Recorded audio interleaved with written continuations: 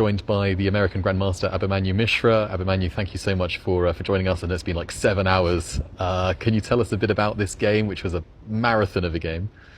Yeah, it was a very, very fighting game, and okay, with white I was trying to get something also in this game. I mean, I was very surprised actually yesterday when I saw that I got double white, so I wanted to make the most of this opportunity, and he plays the Petrov a lot, and the thing is, I mean, against the Petrov, like usually, I mean, most of my games I don't really get anything at all, so I decided to try this knight c3.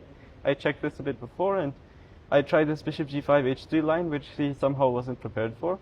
I mean, its position is still around equal after like bishop f8, rook g1, but I felt like after I got g5, I started pressing a little bit, like g5, I got this rooks to g1, and it's really nice with white because the reason is you don't have any risk also, you can just keep playing forever. And then this important moment happened when he put queen takes h5, and I found this f4.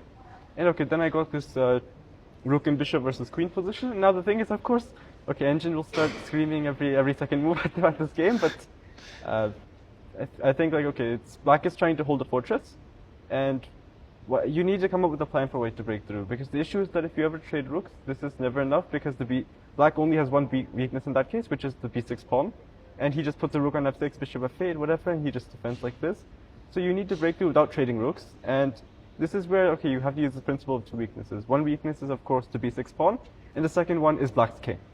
So what I did was I'd seen all this plan from the beginning. Of course, it's a lot easier said than done. Roughly what sort of move did you see this plan from? I guess from like move 40. Yeah, and you finished around what, like move 90? I mean, yeah. The main plan is that in order to win this game, you put the king on b5, you put the rook on b8, b7, so that black's rooks are kind of stuck. And when black tries to, let's say if you have, let's say, two rooks on f6 and e6, like if rook b7 check, you cannot play rook e7 because b6 pawn hangs.